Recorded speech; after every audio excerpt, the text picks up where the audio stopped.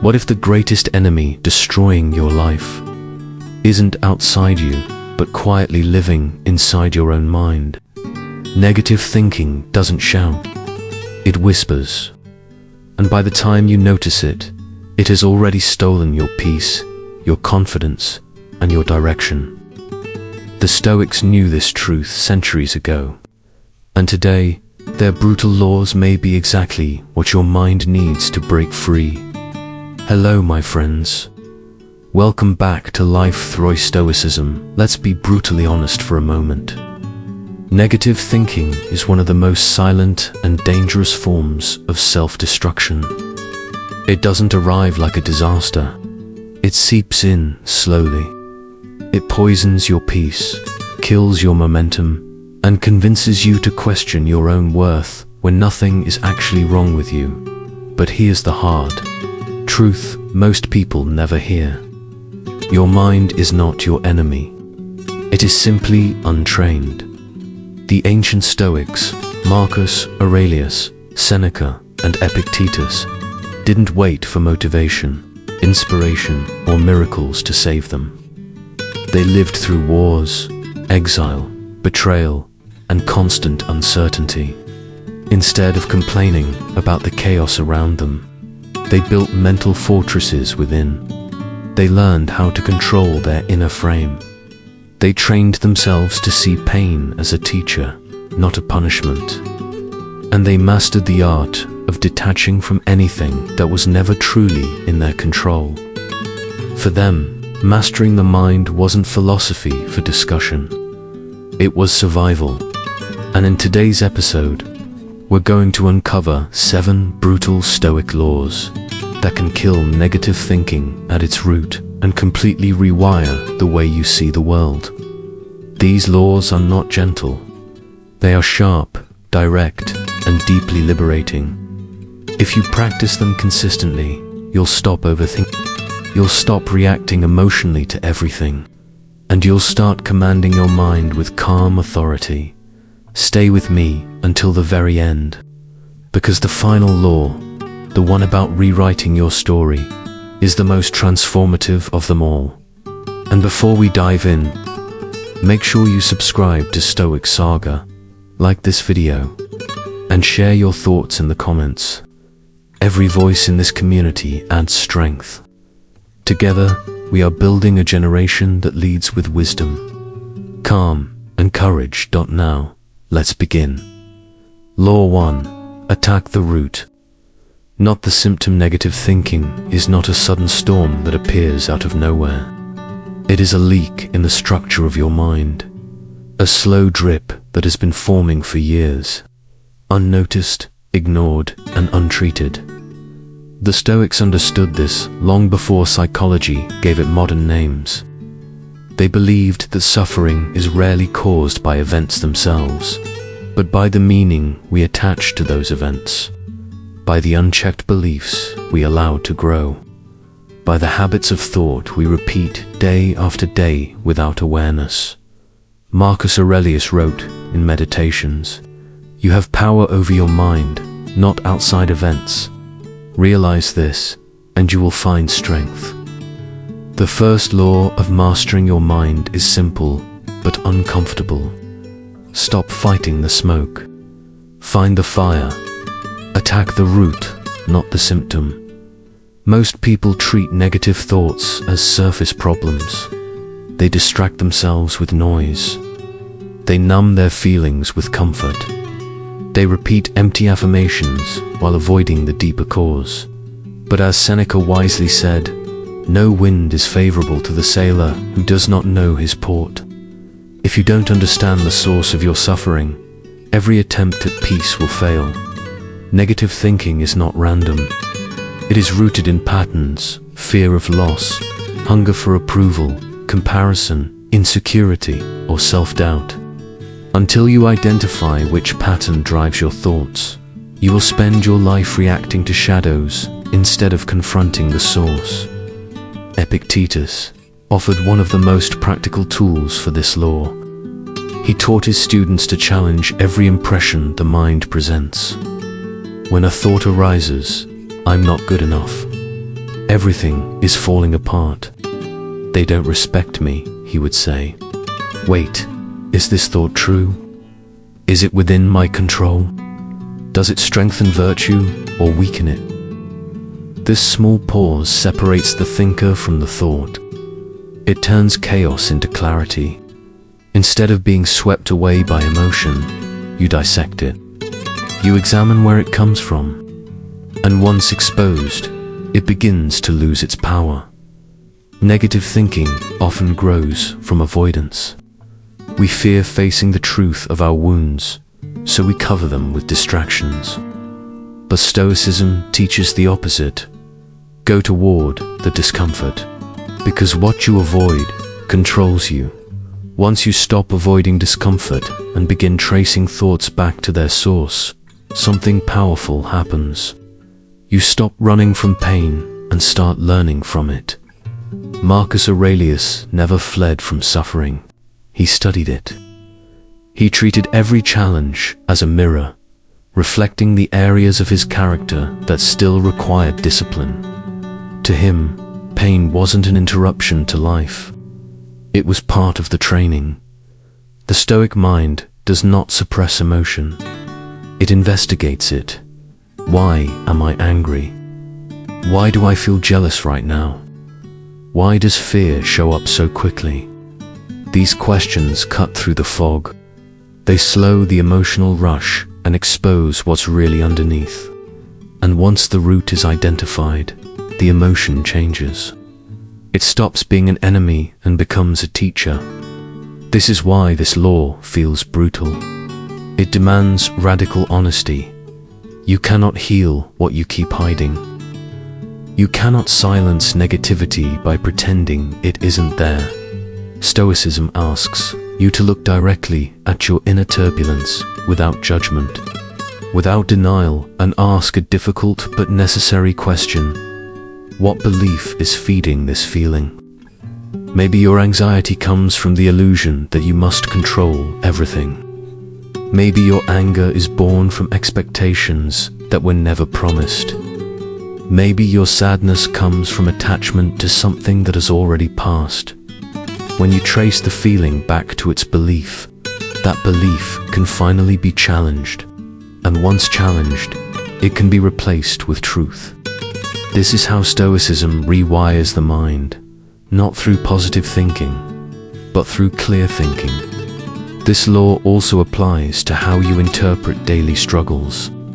When something goes wrong, instead of reacting automatically, step back and ask yourself, what is this event revealing about my mind? Every external challenge exposes an internal weakness. Someone disrespects you, and your ego feels threatened. You fail at a goal, and you realize your identity was tied too tightly to success. You lose someone's approval, and you see how dependent you became on validation. The event itself is not the source of pain. It is the flashlight, illuminating where your attachments live. Epictetus urged his students to treat life as a training ground, not a courtroom. He famously said, "What upsets people is not things themselves, but their judgments about these things." Negative thinking is simply judgment repeated so often that it begins to feel like truth. To attack the root, you must change the judgment. Replace this is unfair. With this is life testing my endurance. Replace, I failed with, I learned what didn't work. Replace, they hurt me. With, they revealed my expectations. You are not denying reality. You are reframing it, so reality serves growth. Instead of despair, there are practical Stoic exercises that make this law real. Begin with morning reflection. Write down your recurring negative thoughts. Then, for each one, identify the belief that fuels it. Question that belief carefully. Is this within my control? Does this belief help me live with virtue? Is it aligned with truth? Most beliefs collapse under honest scrutiny. In the evening, close the loop with journaling. Record moments when negativity tried to take control and how you responded.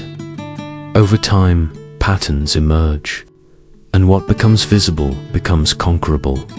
Habit matters too. The brain, like a muscle, strengthens what it repeats. If you rehearse fear and doubt every day, they become your default setting. But if you rehearse calm analysis, perspective, and gratitude, those become your reflex. The Stoics trained themselves to pause, to question, to reframe. It wasn't natural. It was cultivated through repetition.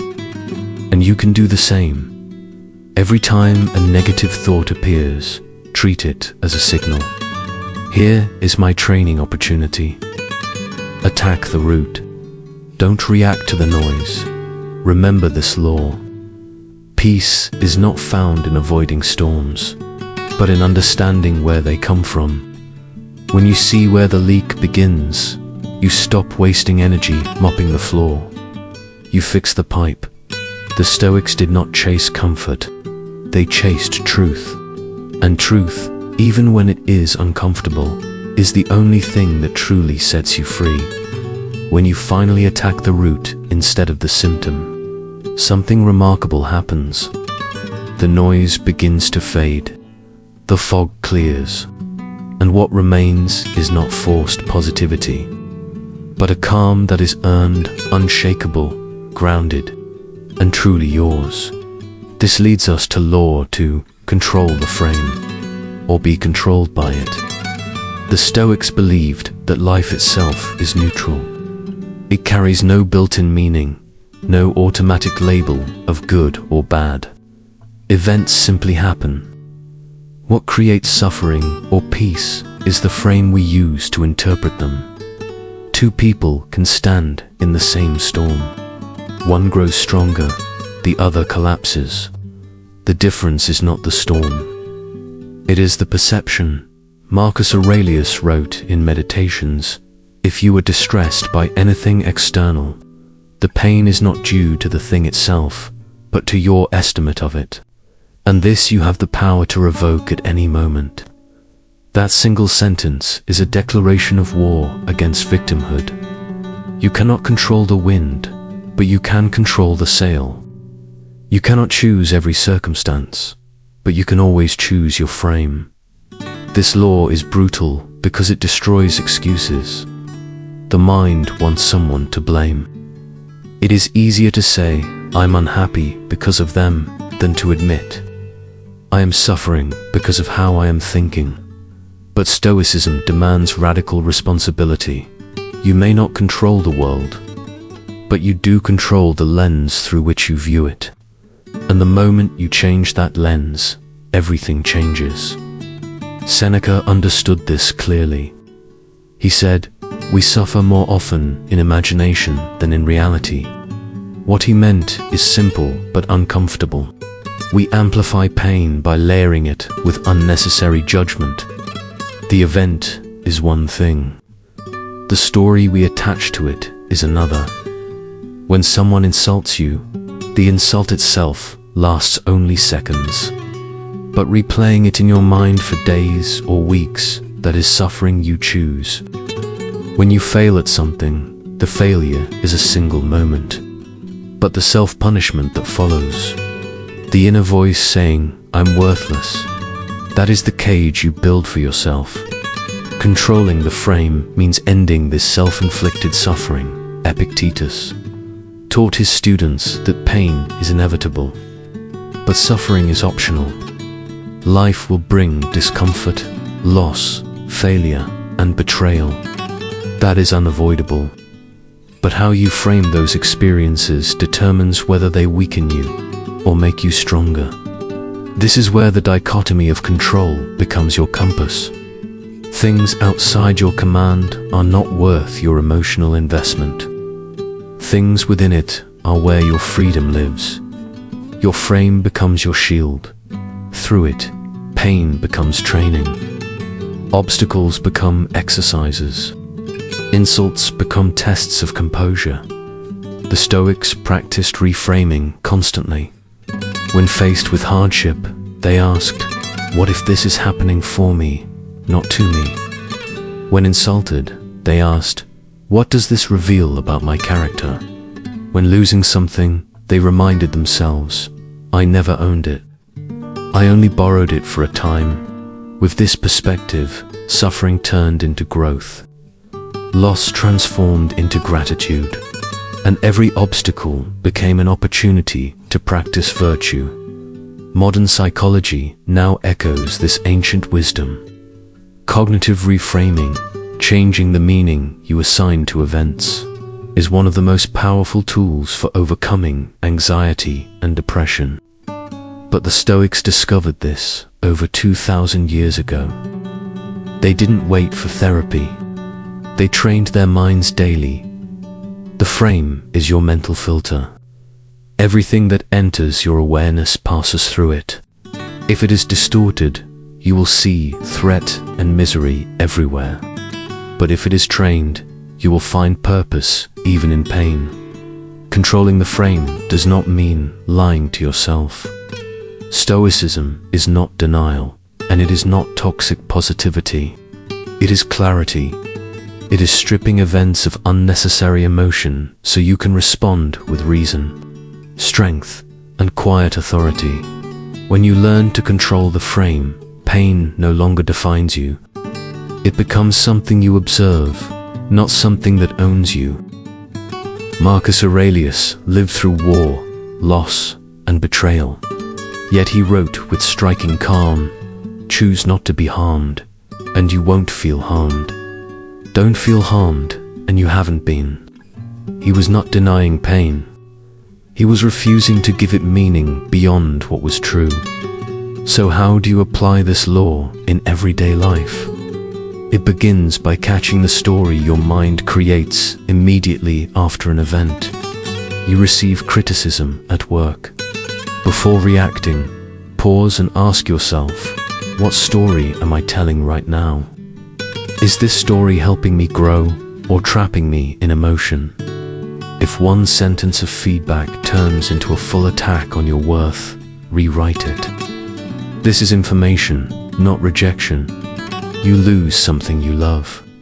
Instead of saying, "Life is unfair," reframe it as, "I was fortunate to have experienced it at all." You fail at a goal. Rather than concluding, "I'm not capable," say, "Now I know one way that doesn't work." The event did not change. Only the story did. And inside that new story, your freedom appears. Reframing is not a one-time decision. It is a skill built through repetition. At first, your old narratives will resist. The mind clings to drama because drama creates a false sense of importance.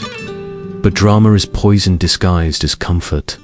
The more you practice reframing, the weaker those old stories become. Over time, your instincts shift. Setbacks stop feeling like curses and start looking like sharpening stones for your character. Seneca called adversity a training ground for the soul. He wrote, "Fire tests gold. Adversity tests the brave." That is framing at its highest level. When life burns, you can see ashes or purification. When people attack you, you can see insult or instruction. The external world does not determine your peace. Your perception does. Remember this law. If you do not control the frame will control you. Every thought, every emotion, every reaction passes through your lens of interpretation. Train that lens. Refuse to see chaos as cruelty. Refuse to see pain as punishment. See it as raw material for growth. And suddenly, the world loses its power to break you. The Stoics were not immune to suffering. They simply redefined it. And that is what made them unstoppable. You can do the same. Control the frame, and nothing outside you can control your peace. Law 3. Build a mind that is a fortress. Not a doorway. The Stoics understood something many people today have forgotten. Your mind is sacred territory. It is your inner citadel, the final domain of freedom, and it must be protected with the same discipline a warrior uses to defend a fortress. Marcus Aurelius called it the inner fortress, a place where no insult, no loss, and no failure could enter unless the gates were left open. But most people never guard the gates at all. They allow every opinion, every fear-driven headline, every careless comment on social media to walk in and rearrange the furniture of their thoughts. They absorb everything, then wonder why they feel anxious, restless, and mentally weak. Stoicism teaches that your peace depends on boundaries. Not just physical boundaries, but mental ones. A fortress has walls, structure, and discipline. It allows in what strengthens it and keeps out what corrupts it. That is how your mind must function. Yet many people live like open doorways, constantly reacting to gossip, outrage, and negativity that doesn't even belong to them. Epictetus warned, "If someone succeeds in provoking you, realize that your mind is complicit in the provocation." In other words, nothing enters unless you allow it. This is the essence of mental sovereignty, learning to control what is permitted inside your inner world. Once you understand that your mind must be guarded like a fortress, the next question becomes clear. What exactly are you allowing inside? Seneca warned that we suffer far more in imagination than in reality.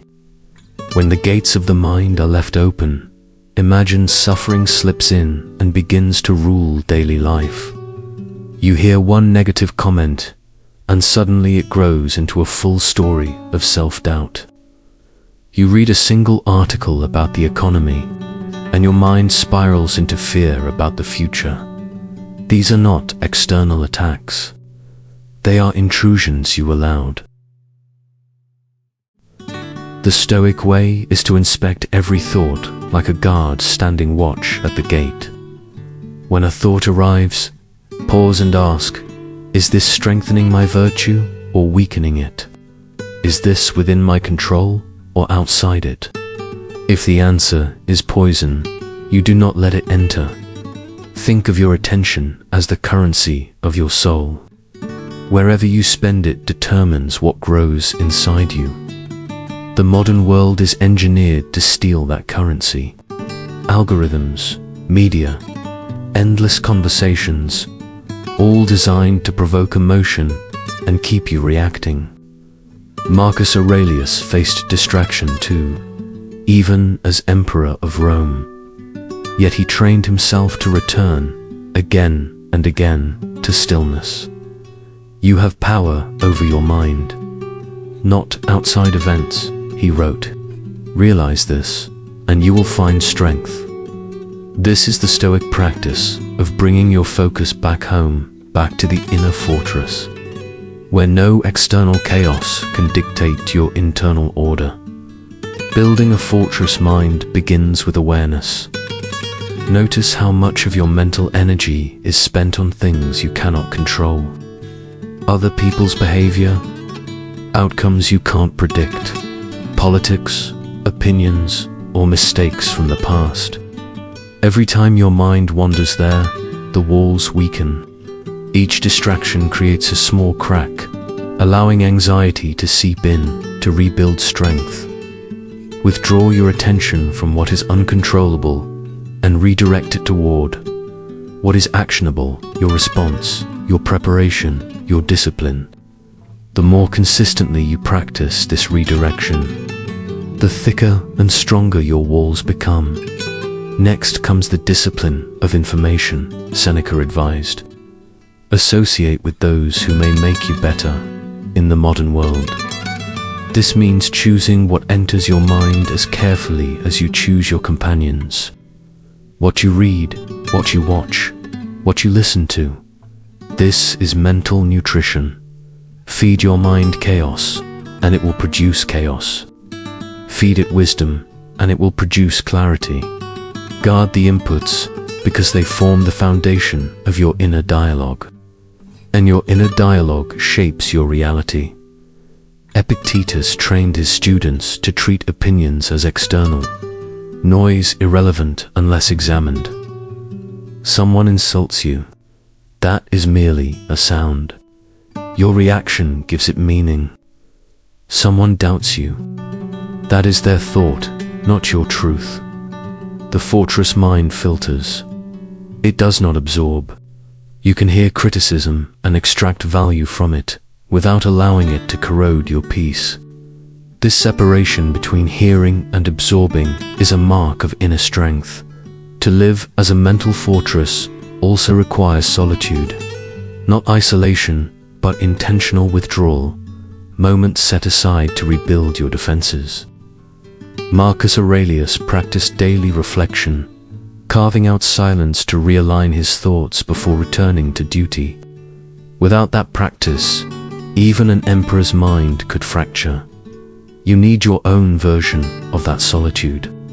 Time each day to empty the noise and reinforce clarity, whether through journaling, meditation, or quiet walks. These moments are how you repair the walls of your inner fortress and prepare yourself to face the world with calm authority. Once your mind is fortified and your gates are guarded, something deeper reveals itself.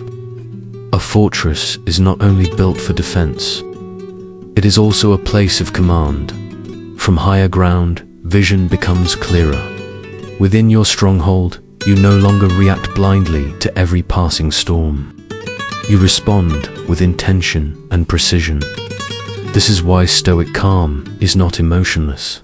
It is strategic. When the mind is fortified, there is no need to shout, to prove, or to chase. You observe, you decide, and you act from stability. Life becomes less about forcing control and more about staying aligned with what truly matters.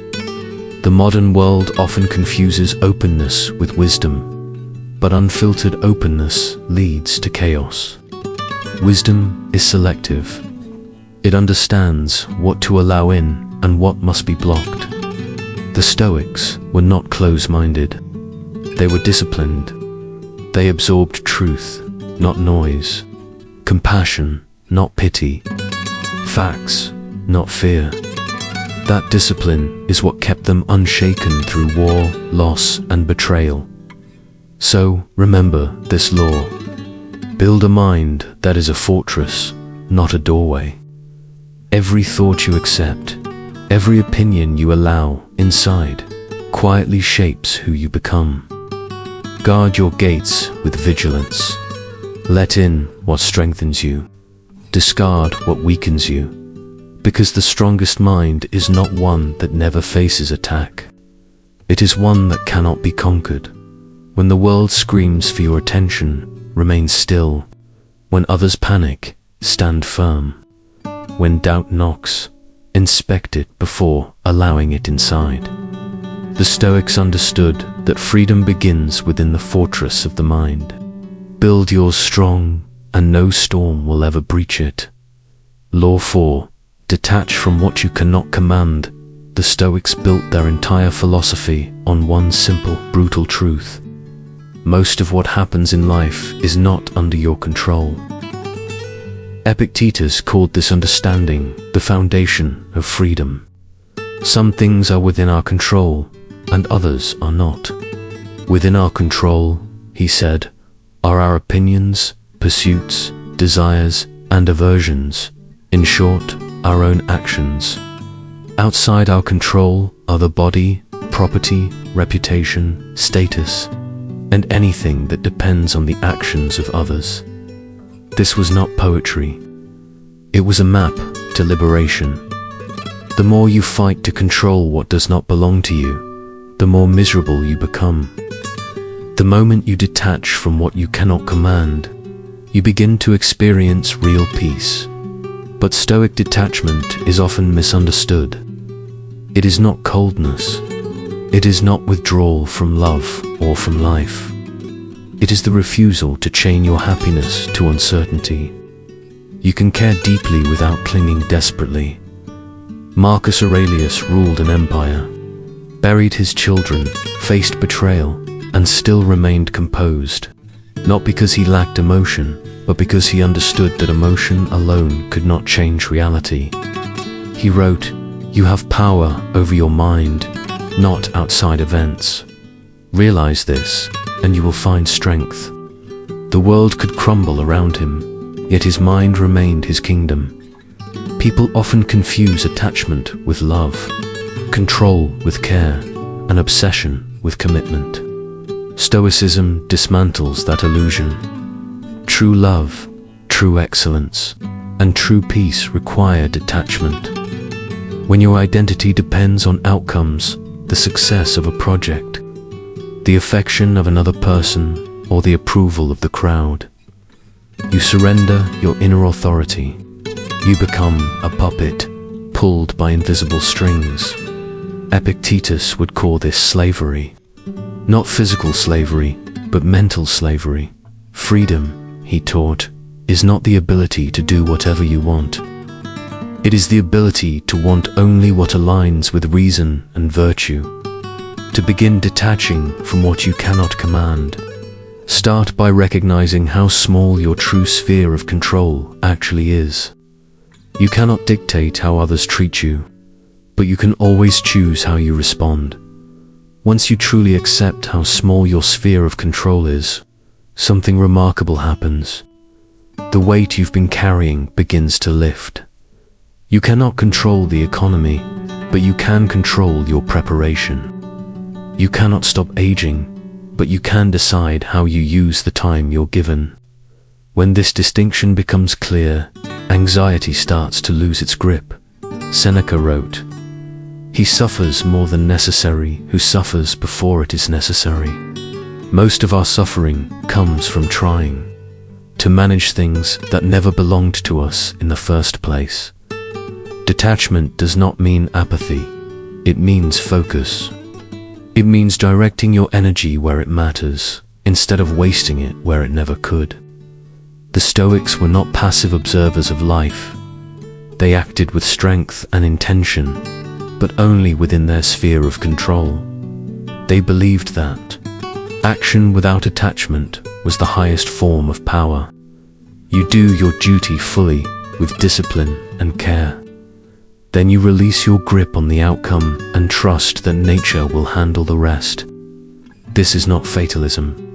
It is freedom from illusion. Think about how much frustration comes from misplaced control. Wanting someone else to change.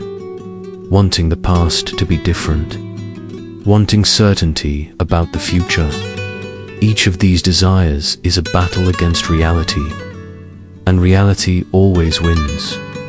The Stoic learns to shift attention from outcomes to effort. You cannot command the harvest, but you can command the planting. You cannot control the weather, but you can prepare for it. The wise invest their energy only where influence is real, and that is why they move through life with less weight. Marcus Aurelius had a phrase for this mindset: accept whatever comes to you woven in the pattern of your destiny, for what could more aptly fit your needs? This was not submission. It was alignment. Life moves according to a rhythm larger than any individual. To fight it is to exhaust yourself against the current. To move with it is to find harmony with nature. Detachment is the art of flowing without losing direction. This law applies deeply to relationships as well. Many people suffer because they tie their peace to how others behave. If they love me, I'm happy. If they don't, I'm broken. That is dependency. The Stoic path offers a different principle.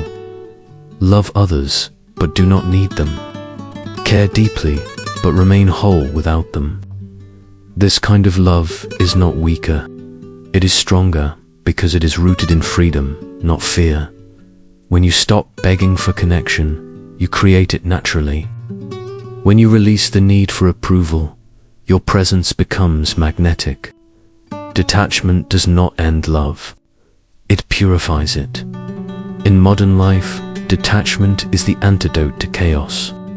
The world conditions you to react to every notification, every insult, every uncertainty. Detachment trains you to pause, to breathe, and to ask a single question. Is this within my control? If not, let it pass. This one discipline can save you years of wasted energy. Epictetus advised his students to begin each day expecting loss. When you kiss your child, he said, remind yourself, tomorrow it may die. To modern ears, this sounds harsh, but to the Stoic, it was compassion rooted in truth. By remembering impermanence, you stop clinging to what cannot be held forever. And paradoxically, you love more deeply because you no longer live in fear of loss. Practical detachment begins in small moments. When plans change, practice acceptance. When someone disagrees, resist the urge to defend your ego. When failure arrives, treat it as information, not a verdict. Each act of letting go strengthens your mind. Over time, you realize that detachment is not the absence of emotion. It is the mastery of emotion. You still feel joy, sadness, and love, but none of these emotions rule you anymore. They pass through you without taking the wheel. The Stoics often compared the ideal mind to a ship resting in calm waters. The winds of fate may suddenly shift. The waves may rise higher than expected. Yet the ship does not drift because it is anchored. That anchor is your reason, your values, your clarity. Detachment is that anchor. Without it, you are pulled in every direction by emotion, circumstance, and other people's reactions. With it, you become steady, grounded, and difficult to shake. So remember this law clearly. Detach from what you cannot command. Do not chase control where none exists. Do not fight against changes that have already happened. Do not cling to outcomes that were never truly yours to hold. Ask yourself gently, what is actually within my power right now? Your peace lives there. Your discipline lives there. Your freedom lives there too. Not outside of you, not in the hands of others, but firmly within your own control. When this understanding settles in, the noise of the world begins to fade. Opinions lose their sharpness. Chaos loses its grip. What remains is calm, quiet power, and mental clarity. Marcus Aurelius called this the serenity of the soul, a state where nothing external can truly disturb you, because you no longer depend on it for stability. This serenity is not a distant dream or a reward for monks and philosophers. It is a daily choice. Detach from what you cannot command, and you finally begin to command yourself. Law 5. Turn pain into power. The Stoics never saw pain as punishment. They saw it as potential. Raw, unshaped energy waiting to be refined. To them, suffering was not a signal to collapse, but a call to awaken. Marcus Aurelius faced the death of his children, the betrayal of trusted allies, and the crushing weight of ruling an empire. Yet he did not curse his fate or ask why life was unfair. Instead, he wrote words that still echo today. The impediment to action advances action. What stands in the way becomes the way. In that single sentence lives the heart of this law. Pain is not your enemy. It is your material. What you choose to do with it determines whether it breaks you or builds you. Most people spend their lives trying to escape discomfort. They fear emotional pain, failure, rejection, and loss. But avoidance is where weakness quietly grows. The Stoics believed that whatever you run from gains strength, and whatever you face with reason loses its power. Pain ignored becomes fear. Pain examined becomes wisdom. Seneca wrote, "Difficulties strengthen the mind, as labor does the body." If you run from pain, you remain fragile. If you meet it with courage and understanding, it becomes your greatest teacher. To turn pain into power, the first step is acceptance. This sounds simple, yet it is the hardest part. We waste enormous energy resisting reality, repeating the thought, "This shouldn't have happened." Stoicism rejects that phrase entirely. Marcus Aurelius reminded himself daily, "You can endure anything your nature allows you to endure." Life does not promise comfort. It offers challenge so that you may grow stronger through it. Every hardship is training for the soul. Once you accept this, pain stops feeling like chaos and starts feeling like purpose. Epictetus lived this law through experience. Born a slave, beaten and crippled, he still rose to become one of the most respected Stoic philosophers in history. His strength came from one refusal. He would not waste pain. He famously said, "I must die. Must I then die groaning too?" In that question lies Stoic power. You cannot always choose your suffering, but you can always choose your response. That choice is where transformation begins. Turning pain into power does not mean pretending it does not hurt. It means refusing to let pain define who you are. The Stoic does not numb emotion. He studies it. Pain becomes data, information pointing toward what matters most. When you lose someone you love, grief reveals your depth of care. When you fail, disappointment reveals your desire to improve. Every wound holds wisdom, but only if you are brave enough to look directly at it. Without turning away, pain has a way of exposing the illusions you live under. You think you are strong until life truly tests you. You believe you are humble until you are publicly humbled. You assume you are patient until everything you want is delayed. These moments are not acts of cruelty. They are moments of clarity. They peel away the stories you tell yourself and reveal who you really are beneath them. That truth can sting sharply, but it is also sacred. Without it, growth remains impossible. As Seneca said, "Fire tests gold. Adversity tests the brave." The moment you stop running from pain, something extraordinary happens. Pain stops working against you and starts working for you. The same force that once overwhelmed you now fuels you forward. Every scar becomes a reminder of endurance. Every setback becomes a source of discipline. Slowly, your perspective shifts. You no longer see life as something happening to you, but as something moving through you, shaping you from the inside. Marcus Aurelius captured this perfectly when he wrote, "A blazing fire makes flame and brightness out of everything thrown into it." This is the Stoic mindset. Whatever the world throws at you, loss, failure, insult, rejection, you do not collapse under it. You burn it into fuel. To train this ability, the Stoics practiced a method called premeditatio malorum, the premeditation of adversity. They would imagine worst-case scenarios, not to become pessimistic, but to build resilience. By facing pain mentally before it arrived, they stripped it of its power to shock them. They robbed it of surprise. Seneca wrote, "He who fears death will never do anything worth a man." The Stoics did not fear pain because they rehearsed it, understood it, and accepted it as part of nature's order.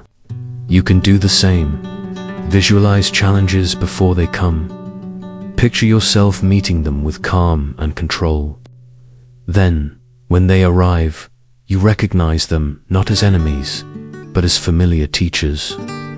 Pain, when processed correctly, becomes focus. It strips away what is unnecessary. After hardship, you stop chasing distractions. You begin to value simplicity, peace, and clarity. You stop needing approval because you have already survived disapproval. You stop fearing loss because you have learned how to rebuild. Pain, paradoxically, is what teaches freedom. In practical terms, begin by asking one simple question whenever you face struggle. How can I use this? Use rejection to build independence. Use failure to refine your craft. Use loss to deepen compassion. Use setbacks to strengthen patience. Every ounce of pain can be recycled into purpose if you refuse to waste it. The Stoics believed life is a forge. Every challenge is a hammer strike shaping you into something stronger. Remember this law. Turn pain into power. Do not numb it. Do not deny it. And do not dramatize it. Study it, channel it, transform it. The Stoic path is not about avoiding suffering. It is about becoming so disciplined that suffering becomes raw material for greatness. Because here is the ultimate truth. Pain visits everyone, but power belongs only to those who know how to use it. When you take what was meant to hurt you and turn it into strength, fear loses its grip. You stop flinching when life tests you. You become what the Stoics called invictus, unconquered. So the next time pain knocks, do not ask, why me? Ask instead, what can I build from this? Then build. Because every scar you turn into strength becomes proof that you did more than survive. You evolved. Law 6. Let silence be your superpower. The Stoics understood something that modern society has almost completely forgotten. That silence is not emptiness. It is control. In a world where everyone feels compelled to speak, to defend, to prove, to explain, the one who remains silent holds the real power. Silence is composure made visible. It is discipline without words. It is armor, shielding your peace from constant noise and chaos. Marcus Aurelius wrote, "Don't waste your time arguing about what a good man should be. Be one." That single line slices cleanly through the noise. While others argue, you act. While others react emotionally, you observe. While others raise their voices, you sharpen your awareness. This is the essence of Stoic silence. It is not weakness. It is mastery. Modern society often mistakes silence for passivity, but in truth, it is one of the highest forms of strength. To stay quiet when insulted. To remain steady when misunderstood. To walk away instead of explaining yourself to someone committed to misunderstanding you. That is power. The weak feel a constant need to prove themselves. The strong are at ease with truth. Seneca wrote, "It is a great thing to know the season for speech and the season for silence." The Stoics trained themselves to recognize that difference. They understood that words can clarify, but more often they inflame, distort, and destroy. Epictetus, once a slave, learned survival through silence. He said, "We have 2 ears and 1 mouth, so that we can listen twice as much as we speak." Silence gave him observation. Observation gave him understanding. And understanding gave him control. When you speak less, you begin to see more. You notice patterns others miss, in yourself, in people, in the world around you. That awareness becomes an edge, sharper than any argument. A quiet mind sees clearly, while a loud one stumbles in its own noise. Letting silence become your superpower requires the death of the ego. The ego craves the last word. It wants to be right. It wants validation, attention, recognition. The Stoic dismantles the ego through restraint. Marcus Aurelius reminded himself daily, "You could leave life right now. Let that determine what you do and say and think." When you face mortality honestly, the urge to prove yourself fades. Why waste words on what does not matter? Why argue over what time itself will erase? Silence also protects your energy. Every word spoken is energy spent. Every emotional reaction is focus lost. The Stoics treated speech as a tool, not a reflex. They spoke deliberately, like an archer releasing arrows only when the target mattered. Today, most people fire arrows blindly. They react, rant, post, and argue without pause. The result is exhaustion and confusion. The Stoic stays quiet, conserving strength for what truly deserves it. And when he does speak, his words carry weight, because they are backed by discipline. That is why people listen. Seneca warned that anger is a short madness. Silence is the cure for that madness. When you hold your tongue in moments of rage, you prevent chaos from multiplying. Every conflict requires two egos.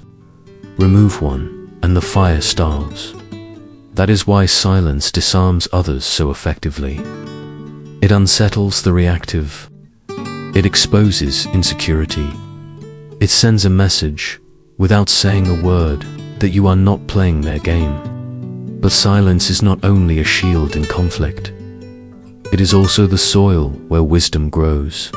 The Stoics valued introspection, the quiet study of the self. They practiced evening reflection, reviewing their day in stillness. Marcus Aurelius wrote to himself each night, examining his thoughts and actions with honesty. That practice was not noise. It was inner dialogue born from silence. You cannot hear truth if your mind is always shouting. Wisdom does not compete for attention. It does not need volume. It grows patiently in stillness. To make silence your superpower, it begins with awareness. Notice how often you feel the urge to respond, to defend yourself, to explain, to fill the empty space with words. Each of these impulses is a quiet test. Every time you resist it, you grow stronger. Practice delaying your response. When emotion rises, count to 3 before you speak. Feel the urge pass. Watch how quickly tension dissolves when you choose quiet over chaos. A mind that can remain still when provoked becomes nearly unshakable. Silence also grants you mystery, a subtle gravity that draws respect without effort. People trust what they cannot easily read. They respect what does not beg for validation. The less you say, the more others wonder. The more you speak, the more predictable you become.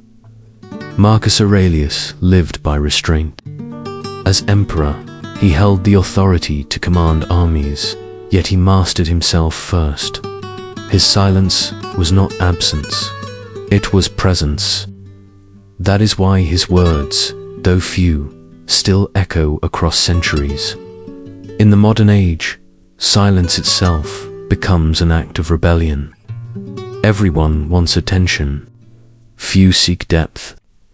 Everyone wants to be heard. Almost no one wants to listen. The Stoic chooses the opposite path. He listens more, speaks less, and acts with precision. He allows his discipline to make the noise for him. This is the paradox of power. The quieter you become, the louder your impact grows. Remember this law. Let silence be your superpower. Do not speak just to fill space. Do not argue to win approval. Do not reveal every thought that passes through your mind. Your restraint is not weakness. It is wisdom. It unsettles those ruled by impulse and inspires those searching for strength. When the world shouts, whisper truth through action. When they provoke you, smile in stillness. When they question your calm, let your results answer for you. Silence is not merely the absence of noise. It is the presence of control. And once you master that, you no longer chase power. You embody it. Law 7 begins here. Rewrite the story you live under. Every human being lives beneath a story, a silent script shaping thoughts, decisions, and emotions. Most people never realize it exists, yet it runs their lives like hidden code. The Stoics understood this deeply.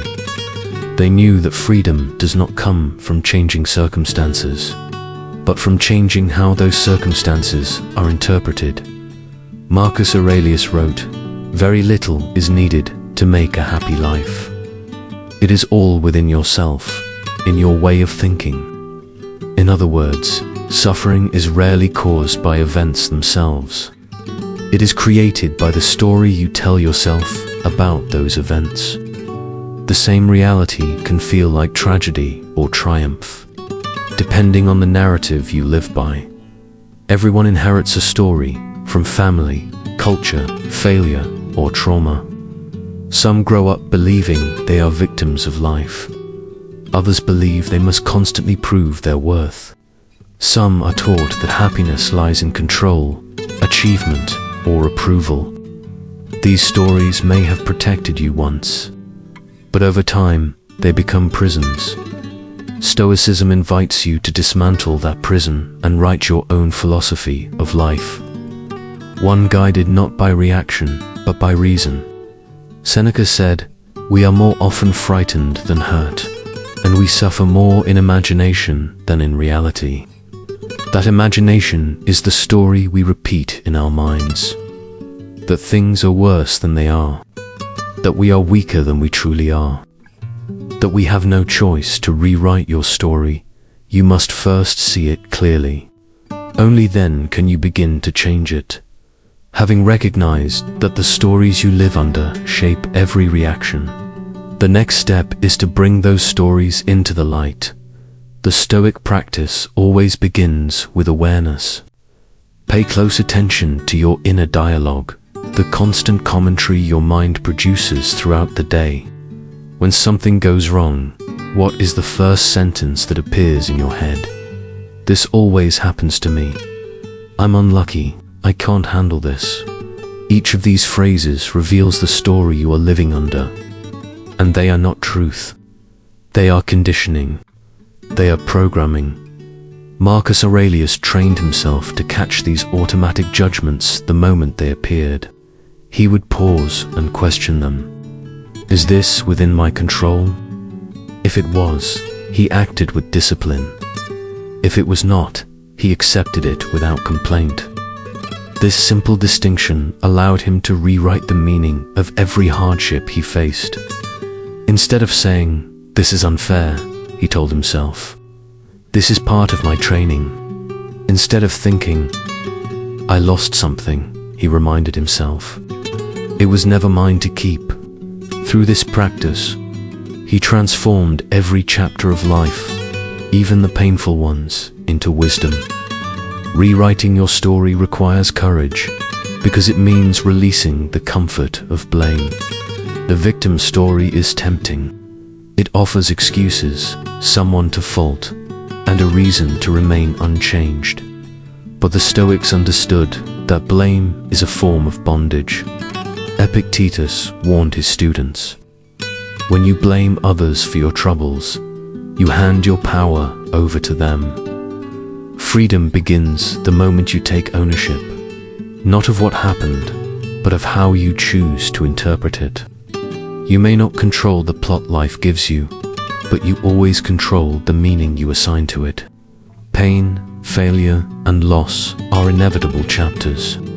Yet the Stoic knows they do not define the entire book. The book is defined by what you decide those chapters are meant to teach you. When Seneca was exiled by Emperor Claudius, He did not view it as punishment. He saw it as liberation from the corruption of politics. In isolation, he produced some of his greatest work. When Epictetus was enslaved, he did not write a story of despair. He wrote a philosophy of mastery, proving that no one can imprison a truly free mind. When Marcus Aurelius faced betrayal and war, he did not frame these trials as injustice. He framed them as practice, training grounds for patience, endurance, and virtue. Each of these men faced immense suffering, yet each one rewrote its meaning until pain became progress. That is the power of this law. To apply it in your own life, begin by questioning your old narratives. When you hear yourself say, "I'm not good enough," ask, according to whom?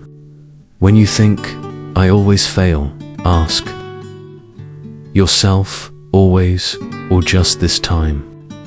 When you catch the thought, "They ruined my peace," pause and ask, or "Did I give it away?"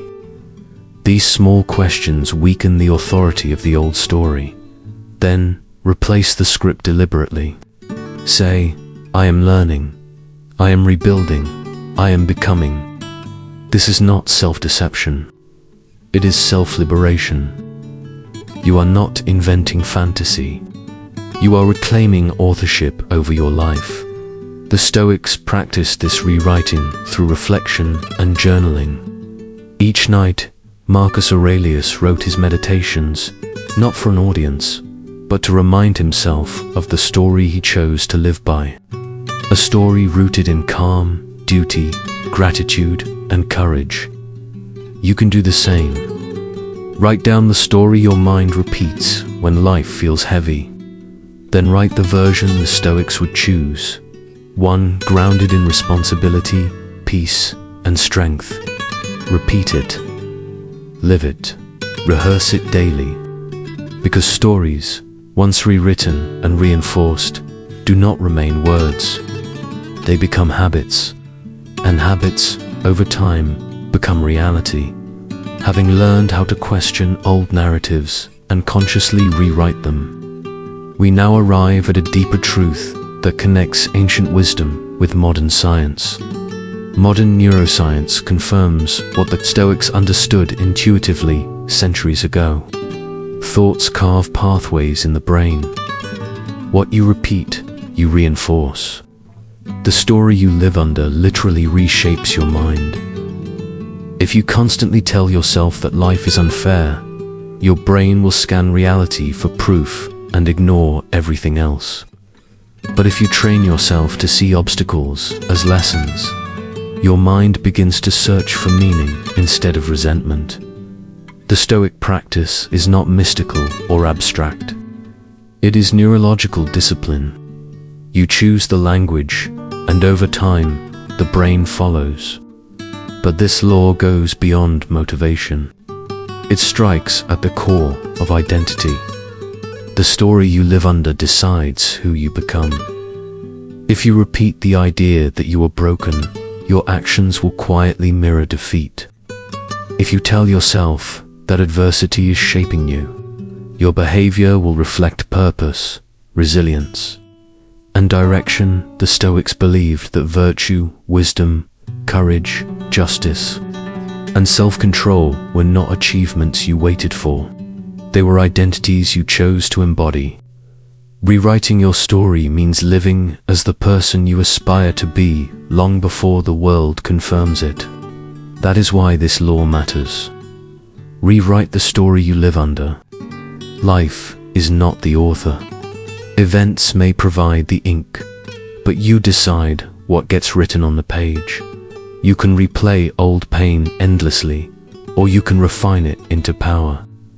You can remain a victim of circumstance, or you can become the author of meaning. This is Stoic freedom, the ability to define your experience instead of being defined by it. Marcus Aurelius called this the art of living. He wrote, "The happiness of your life depends upon the quality of your thoughts." In other words, Guard your thoughts the way a writer guards his words.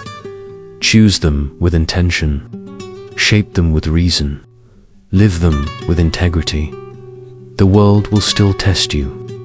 Loss will still appear. Uncertainty will still knock. But once you master this law, the world no longer controls your story. You stop reacting to life and begin directing it. That is how the Stoics lived, not as victims of fate, but as sculptors of it. The pen is already in your hand. Do not let your past grip it. Write something worthy of your strength. We have now reached the end. 7 demanding Stoic laws that, if lived, can completely rewire your mind. Not by offering comfort, but by giving you control. Because Stoicism is not a philosophy of escape. It is a discipline of engagement. It does not promise a life without storms. It teaches you how to remain steady inside them. Rule after rule, a pattern emerges. Strength is not about force. It is about understanding. You learn to attack the root instead of the symptom.